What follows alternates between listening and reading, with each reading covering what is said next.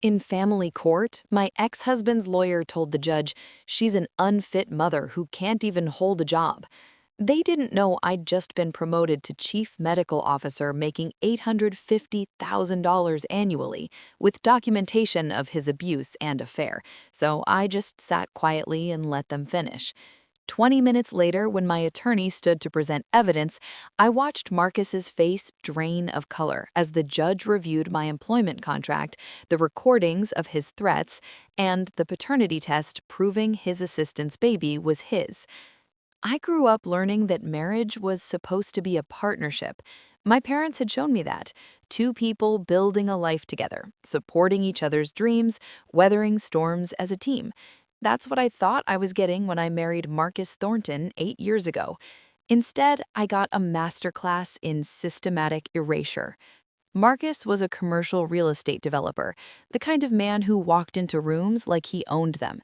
When we met at a hospital fundraiser, I was a resident working 80-hour weeks, and he was building luxury condos in downtown Seattle. He was charming, successful, confident. He made me feel like I was the most important person in any room, which was intoxicating after years of being invisible in a competitive medical program. We married quickly, maybe too quickly.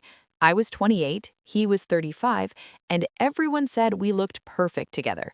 His family had money, old Seattle money that came with expectations and social obligations. My family was comfortable but not wealthy. My father was a high school teacher, my mother a nurse. They were proud when I got into medical school, proud when I matched into emergency medicine, proud when I married someone who seemed to adore me. The shift happened gradually, so slowly I didn't notice I was drowning until I couldn't breathe.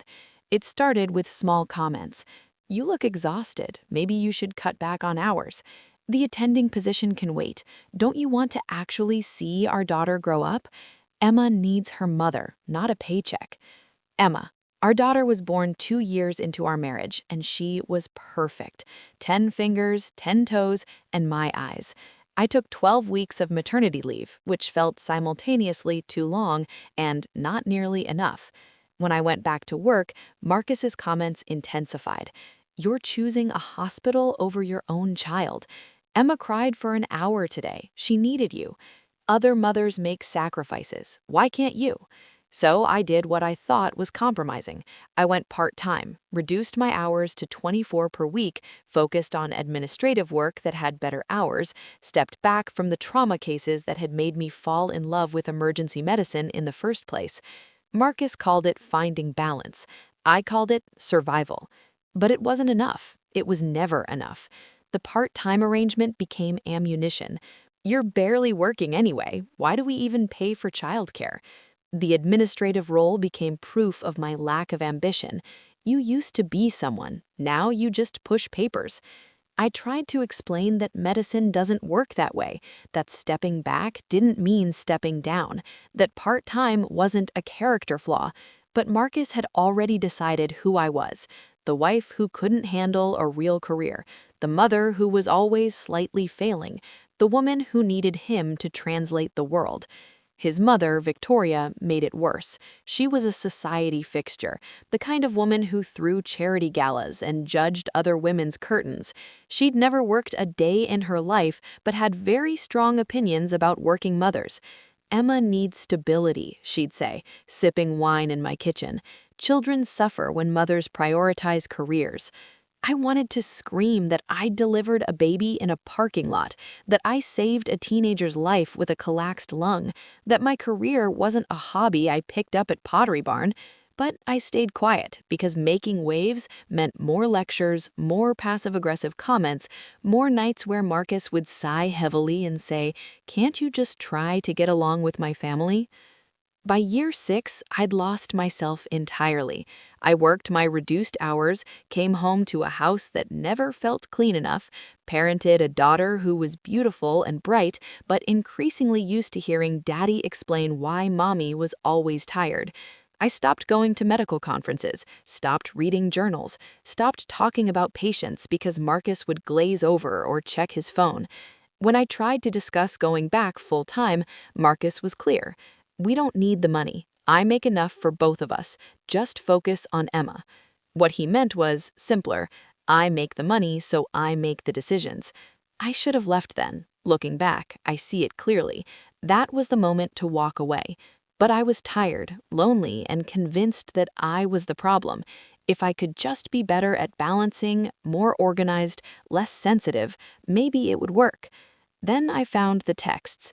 It was a Saturday morning, Emma at a play date, Marcus in the shower. His phone was on the kitchen counter, buzzing repeatedly. I picked it up to silence it and saw the preview of a message from Jay that made my stomach drop. Can't wait to see you tonight. I'll wear the red thing you like. I opened his phone. The passcode was Emma's birthday, which felt like another small betrayal. The messages went back months. Jennifer, his 26-year-old assistant. The texts were explicit, detailed, and devastating. They weren't just having an affair, they were building a relationship. Inside jokes, future plans, and a level of emotional intimacy I couldn't remember having with my own husband. I screenshotted everything, sent the images to my email, deleted the sent message from his phone, and went to the bathroom to throw up. Marcus came out of the shower, smiling, completely unaware. Hey, wanna grab brunch? I looked at him, this man I'd promised forever to, this stranger who'd been living a double life, and said the only thing I could manage. Sure. I didn't confront him that day. I didn't scream or throw things or demand answers. I did something more strategic. I started documenting every dismissive comment, every time he contradicted me in front of Emma, every occasion he made a decision about our daughter without consulting me. I bought a voice-activated recorder and kept it in my purse. I backed up every text message, every email, every shred of evidence that our marriage was a performance and I was the only one still acting. 3 weeks later, I got a call that changed everything. Dr. Sarah Chen, the chief medical officer at Seattle Memorial, wanted to meet for coffee. We'd worked together years ago, stayed loosely in touch through conferences and occasional emails. I almost declined.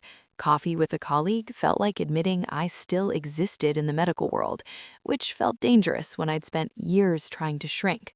But I went. And over lattes in a cafe that smelled like burnt sugar and ambition, Sarah made me an offer. We're expanding our emergency services division. We need someone with your experience to oversee operations. It's a leadership role, executive level, and it comes with a significant salary.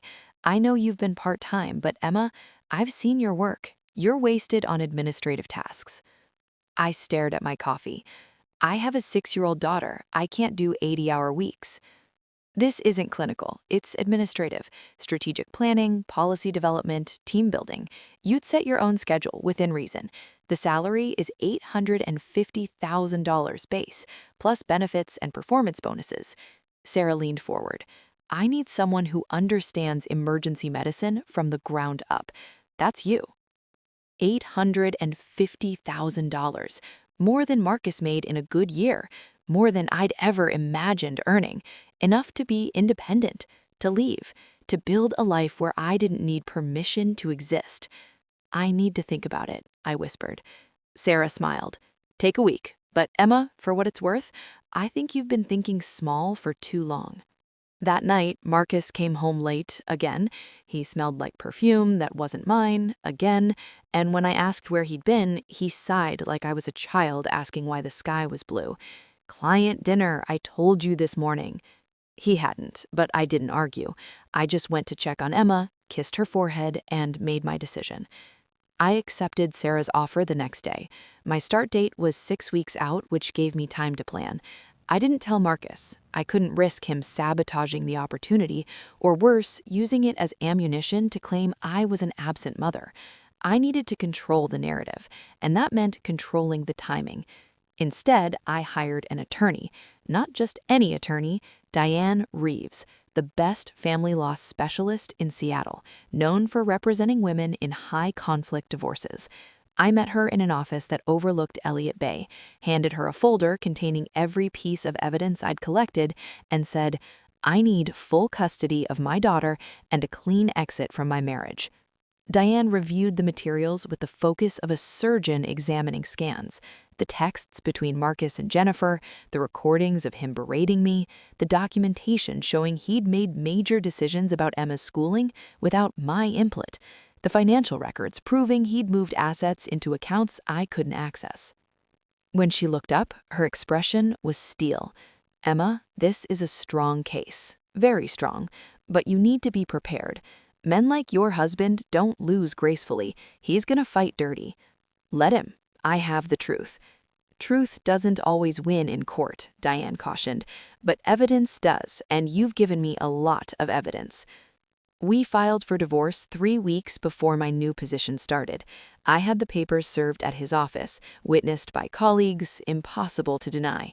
The petition was clear: irreconcilable differences, request for primary custody, division of assets, and a restraining order based on emotional abuse. Marcus called me 47 times that day. I didn't answer. He showed up at the house that evening, furious and disbelieving. "You can't do this. You can't just take Emma away from me." "I'm not taking her away," I said calmly, recorder in my pocket capturing every word. "I'm ensuring she has a stable environment." "Stable?" He laughed, sharp and mean. "You can barely hold a job. You're part-time at best, and you want to talk about stability? I think Emma deserves a parent who doesn't lie to her about where they've been." His face changed, something dark and dangerous flickering across his features. "You don't know what you're talking about." "I know about Jennifer," I said quietly. "I know you've been seeing her for at least 6 months. I know she's 26 and works for you. And I know that when Emma asks where Daddy is, you tell her work, but you're really with your girlfriend." He stepped closer, voice dropping to something almost threatening. "If you pursue this, I will destroy you. I will make sure every judge in this state knows you're an unfit mother. I will make sure you lose everything." "Get out of my house," I said. "It's my house," he snarled. "I paid for it. I paid for everything. You're nothing without me." I said, "Get out." He left, slamming the door hard enough to rattle the frames on the walls. I stood in the silence afterward, shaking but certain. This was war, and I'd just fired the first shot. The next 3 months were psychological warfare. Marcus hired Daniel Westbrook, a shark of an attorney known for representing wealthy men in contentious divorces. They filed counterclaims immediately. I was emotionally unstable, neglectful, more focused on career than parenting. They demanded full custody, claimed Emma was suffering under my care, and requested I pay him spousal support. It was fiction, carefully constructed fiction designed to rewrite history. In Marcus's narrative, I was the absent workaholic, and he was the devoted father. Never mind that I'd been the one at every doctor's appointment, every school event, every midnight fever. Never mind that his idea of parenting was ordering takeout and putting on a movie. In his story, he was the hero. His mother, Victoria, gave a deposition claiming I was cold and distant with Emma. His business partner testified that I'd seemed distracted and unhappy at company events.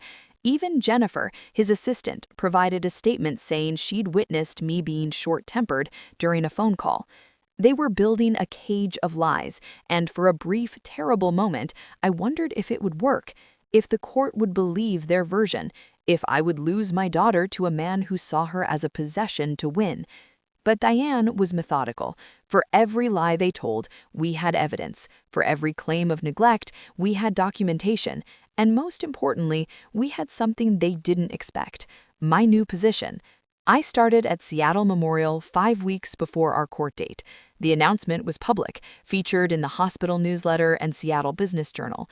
Dr. Emma Mitchell named Chief Medical Officer of Emergency Services Division. There was a photo of me in a white coat, confident and professional, looking nothing like the broken woman Marcus claimed I was.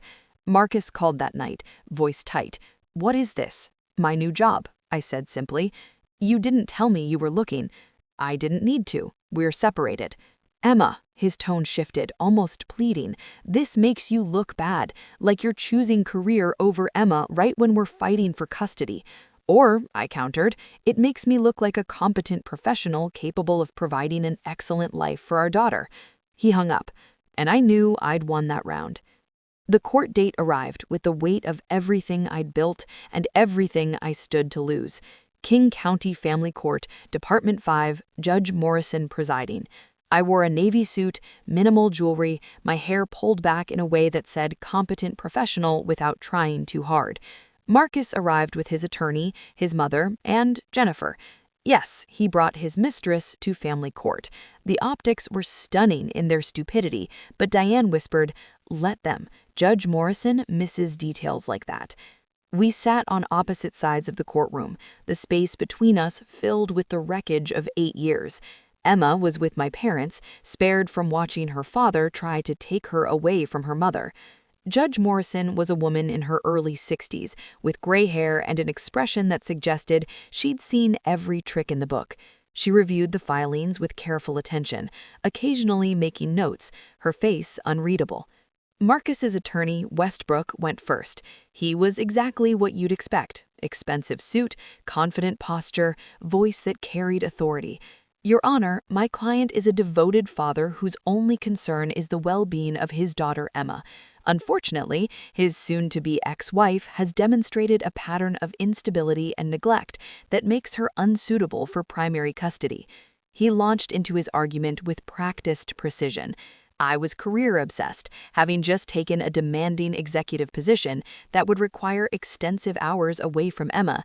I was emotionally volatile, as evidenced by the sudden filing for divorce without attempting counseling. I was financially dependent, having worked only part-time for years, making it unclear how I'd support our daughter. "Dr. Mitchell can barely hold a job," Westbrook said, his tone dripping with concern. "She's bounced between part-time positions, unable to commit to her career or her family. My client, in contrast, has built a successful business that provides significant financial security. He has a stable home environment, support from extended family, and a genuine desire to give Emma the consistency she needs."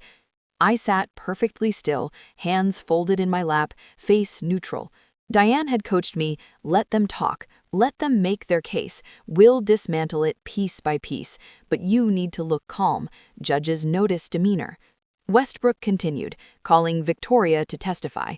She took the stand looking every inch a concerned grandmother, pearls in place, voice trembling with emotion. "Emma is a wonderful child, but she needs structure. My son provides that. Emma, my daughter-in-law, has always been somewhat distant, even when Emma was a baby. She prioritized her career, and while I admire professional women, a child needs her mother present, not just physically but emotionally." Diane cross-examined with surgical precision. "Mrs. Thornton, how many of Emma's parent-teacher conferences have you attended?" Victoria blinked. "I am not sure." "None," Diane supplied. "According to school records, Dr. Mitchell has attended every single one. Your son has attended 3 out of 12. Does that sound like a father who prioritizes his daughter?" "Marcus is busy with his business. And Dr. Mitchell isn't busy? She's a physician, yet she's never missed a school event. Would you agree that's dedication?" Victoria's composure cracked slightly. "I suppose. You mentioned Dr. Mitchell being distant with Emma. How often do you see them interact?" "Family dinners, holidays. So roughly twice a month?" "Approximately.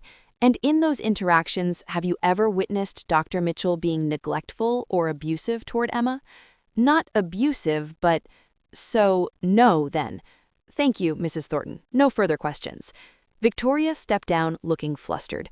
Marcus was called next. He took the stand with confidence, answering Westbrook's questions about his involvement in Emma's life, his stable income, his concerns about my fitness as a mother. "I love my daughter," Marcus said, looking at the judge earnestly. "I just want what's best for her, and I don't think Emma being raised by someone who's working 80-hour weeks at a hospital is what's best." Then it was Diane's turn. She stood slowly, gathering papers with deliberate care, letting the silence build. "Mr. Thornton, you state you're concerned about Dr. Mitchell working long hours. What hours do you work?" "It varies. I'm a developer, so projects fluctuate. On average, 50 to 60 hours a week. And who takes care of Emma during those hours?" "We have a nanny, and Emma is in school. But when Emma comes home from school, who's usually there? You or Dr. Mitchell?" Marcus hesitated. It depends. According to the nanny's statement, which we have in evidence, Dr. Mitchell has been the primary caregiver in 87% of afternoon pickups over the past 2 years. Would you dispute that? I'm providing for my family. That wasn't the question. Were you present for those pickups? No, but when Emma had pneumonia last year and was hospitalized for 3 days, who stayed with her in the hospital? Marcus's jaw tightened. Emma did. She's a doctor. So Dr. Mitchell stayed with your daughter for 72 consecutive hours while you visited for approximately 4 hours total over those 3 days. Is that correct? I had work, as did Dr. Mitchell, yet she took leave to be with Emma. Interesting prioritization. Diane flipped through her notes. Mr. Thornton, are you currently in a relationship with someone named Jennifer Salas? The courtroom went very quiet. Marcus's face flushed. I don't see how that's relevant. Please answer the question. Jennifer is my assistant. That's not what I asked. Are you in a romantic relationship with her?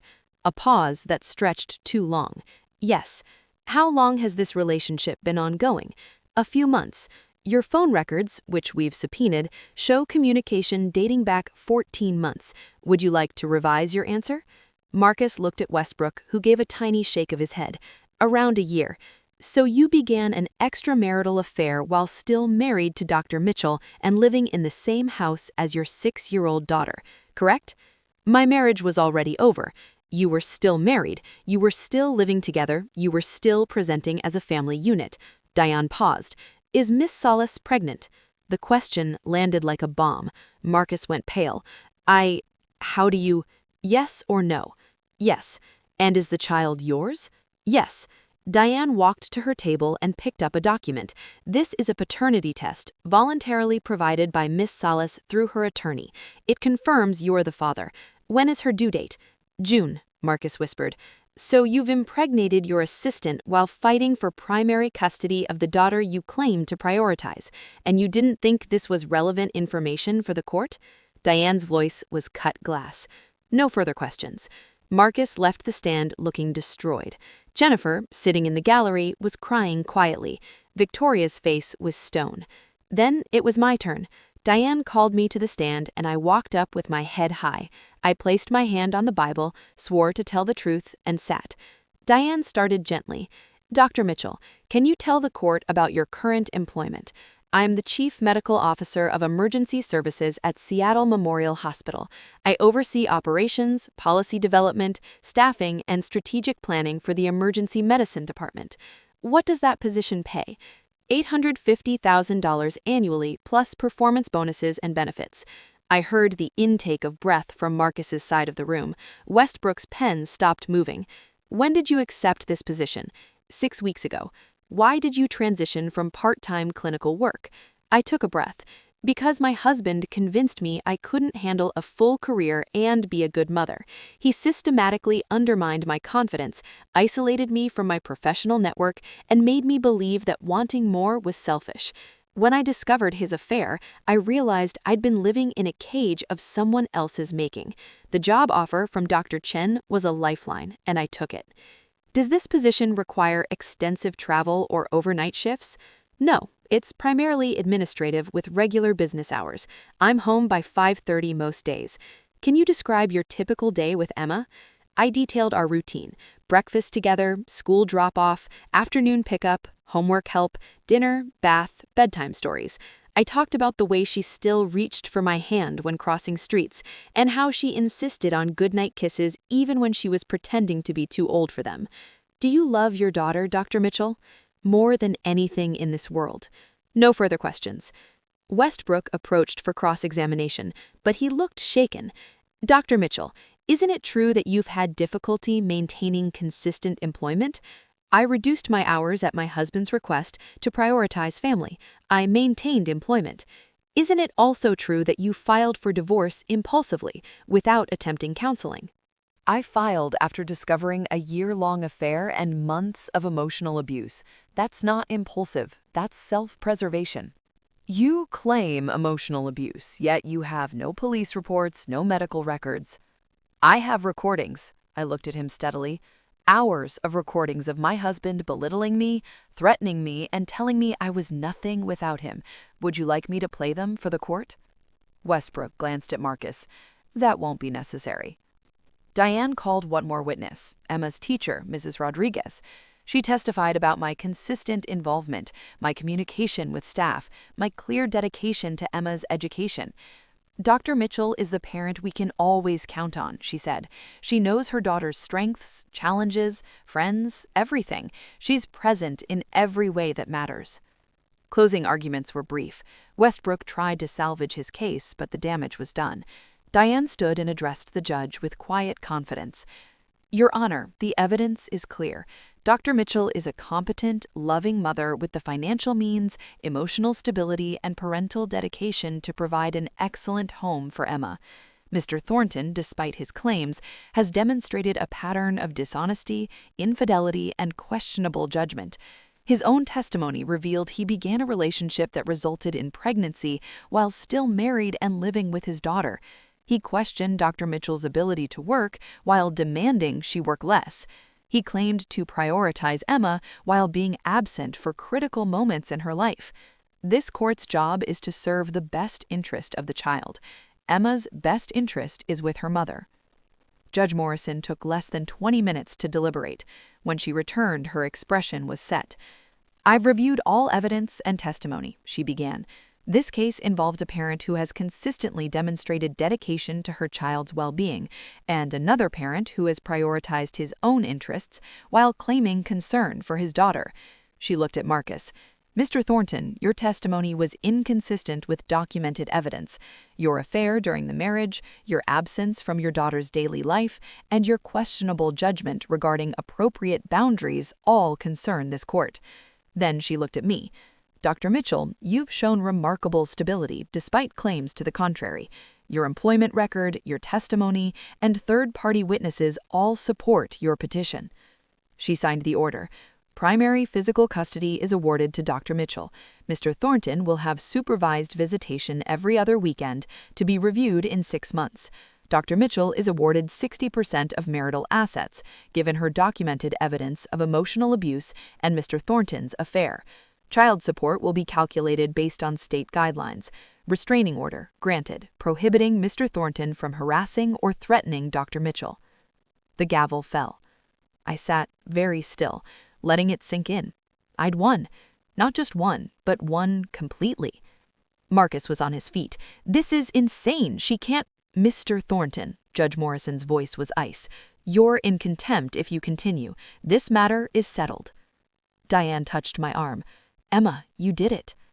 I looked across the courtroom at Marcus, at his mother's horrified expression, at Jennifer's tears, at Westbrook gathering his papers with barely concealed frustration. I'd walked into this courtroom as the woman they'd tried to erase. I walked out as the woman who'd refused to disappear. The aftermath was quieter than I expected. Marcus moved out of our house within 2 weeks, taking only what was legally his. The asset division gave me the house, the majority of savings, and full access to Emma's college fund he'd tried to hide. He was ordered to continue child support payments until Emma turned 18. Jennifer had her baby in June, a boy named Tyler. Marcus's name was on the birth certificate, but according to mutual friends, their relationship didn't survive the court revelations. She thought she was winning a prize. She got a liability instead. Victoria stopped speaking to me entirely, which felt like its own victory. No more passive-aggressive comments about my parenting, no more surprise visits to inspect my home, no more judgment disguised as concern.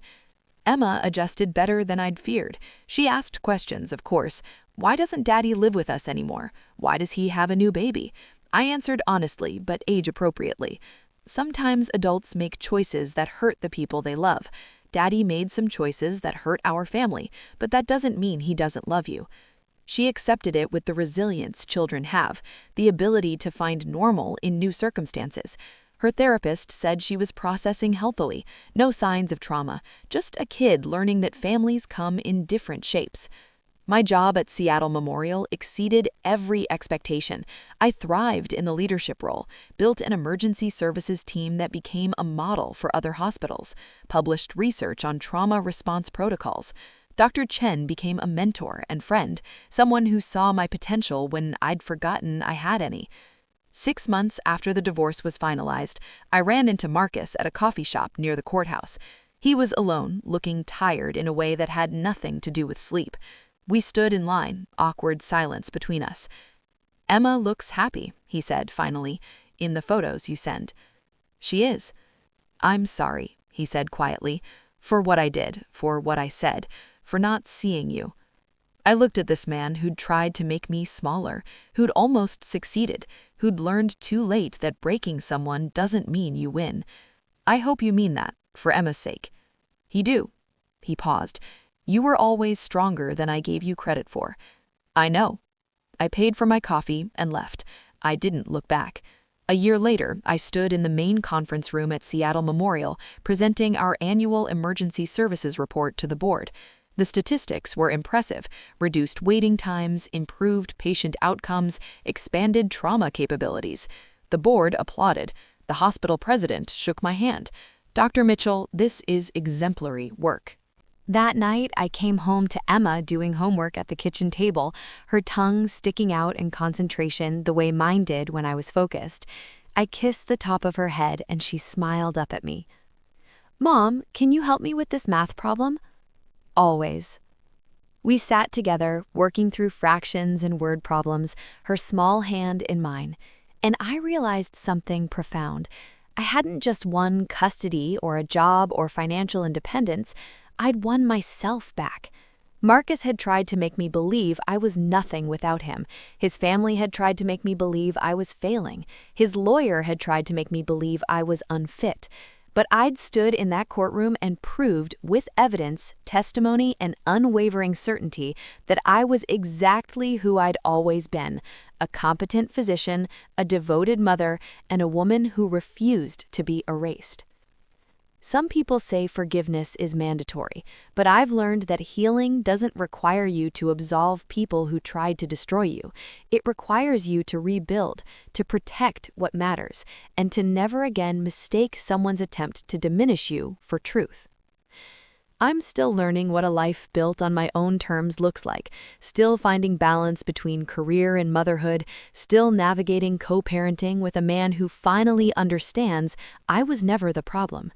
But if my story proves anything, it's that you can be underestimated, dismissed, and publicly humiliated and still walk away with everything that matters. Emma fell asleep on the couch that night, math homework finished, her favorite blanket tucked around her shoulders. I carried her to bed, kissed her forehead, and whispered the words I wished someone had told me years ago. "You are enough, exactly as you are. Don't ever let anyone make you smaller." She smiled in her sleep, safe and loved and certain of her place in the world, and I realized I was talking to both of us